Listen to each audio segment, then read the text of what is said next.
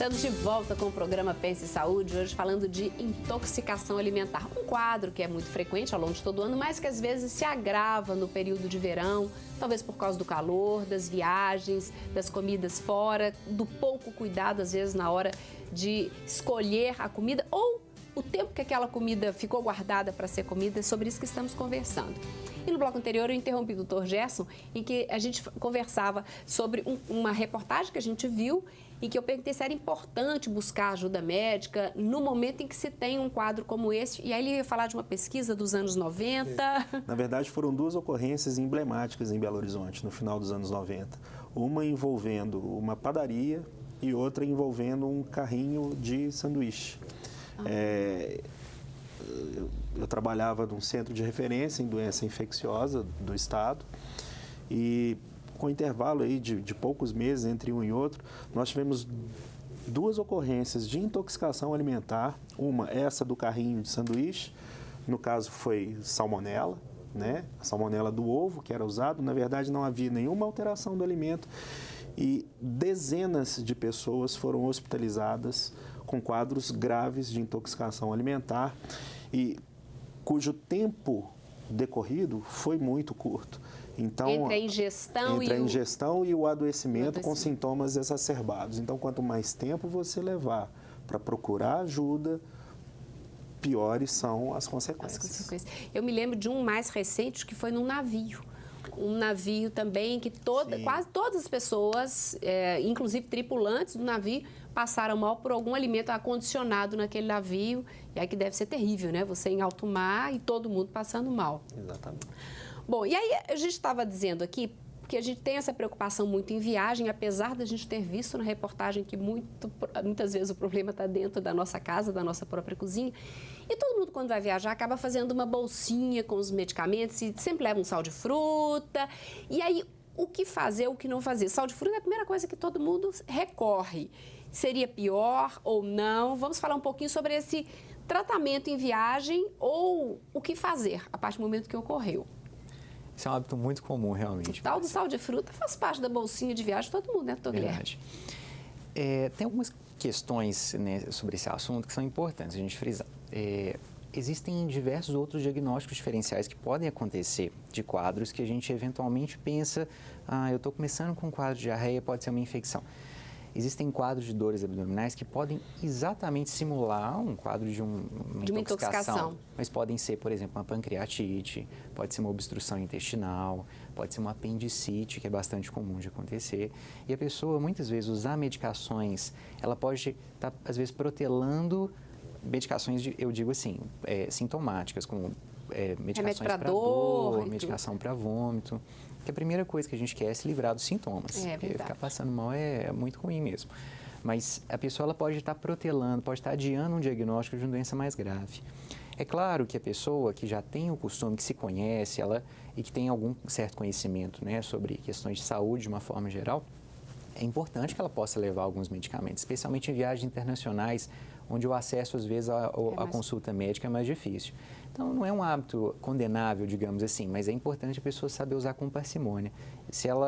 A gente escuta muito falar nas propagandas de medicações. Ao persistirem os sintomas, o médico deverá ser consultado. Deve ser o contrário, né? Sim. Então, é importante isso. Não é deixar para não usar a medicação de maneira alguma, mas olha como é que está evoluindo. Eventualmente, aquele quadro não está evoluindo da maneira como era esperado, está demorando demais, não vão demorar muito para poder, às vezes, procurar uma ajuda. Entendo.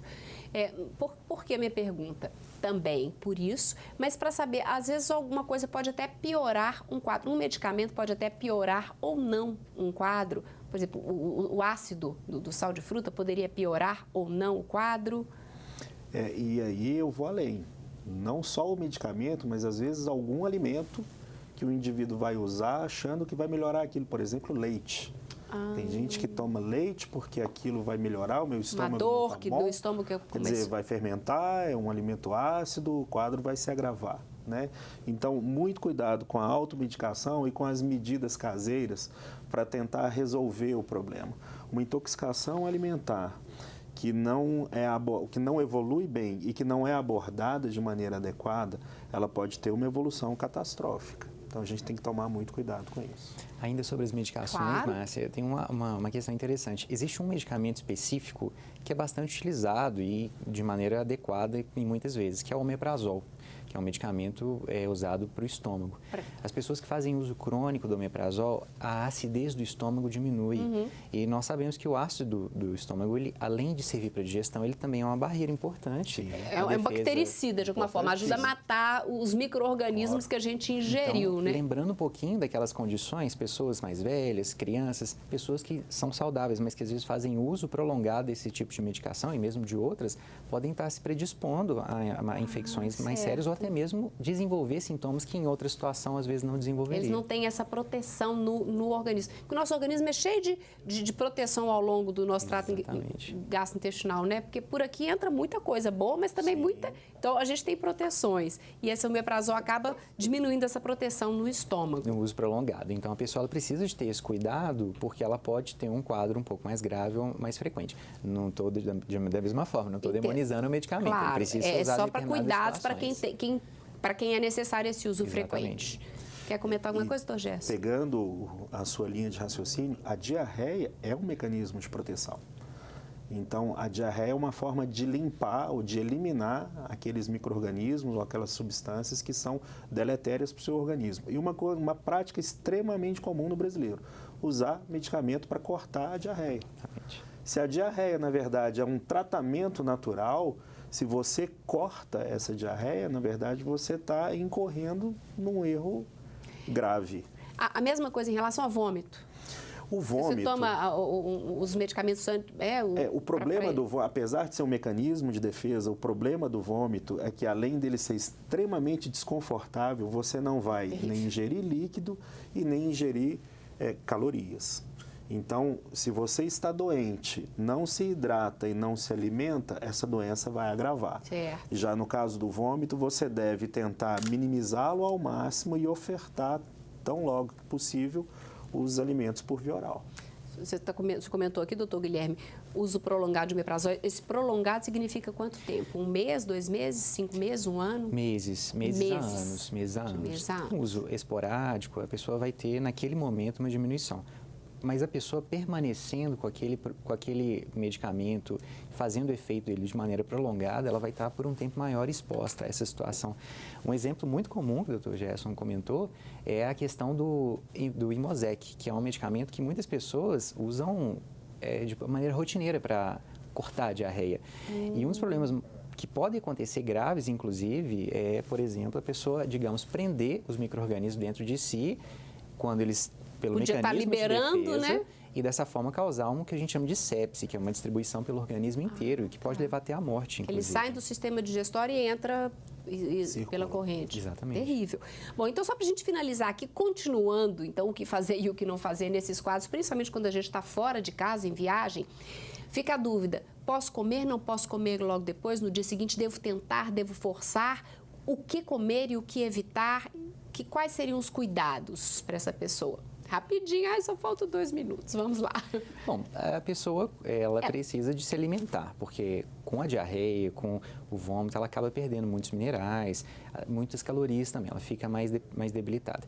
É claro que não vai dar para comer uma feijoada, um prato muito pesado, digamos assim, porque o organismo ele ainda está se recuperando.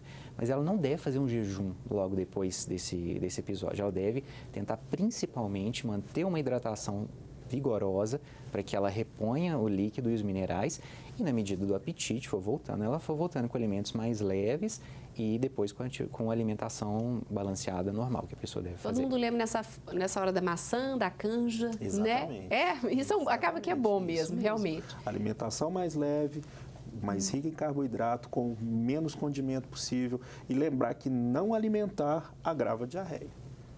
Então, é importantíssimo manter uma alimentação, mas é óbvio, aquela alimentação tolerável. Você dê conta, né, então, também. Evitar alimentos que podem fermentar demais, evitar alimentos que tenham muita fibra, evitar alimentos que sejam de difícil digestão. Então, é aquela velha história, a maçãzinha, a canja, a coisa bem leve. Tá certo. O nosso tempo acho que acabou, infelizmente.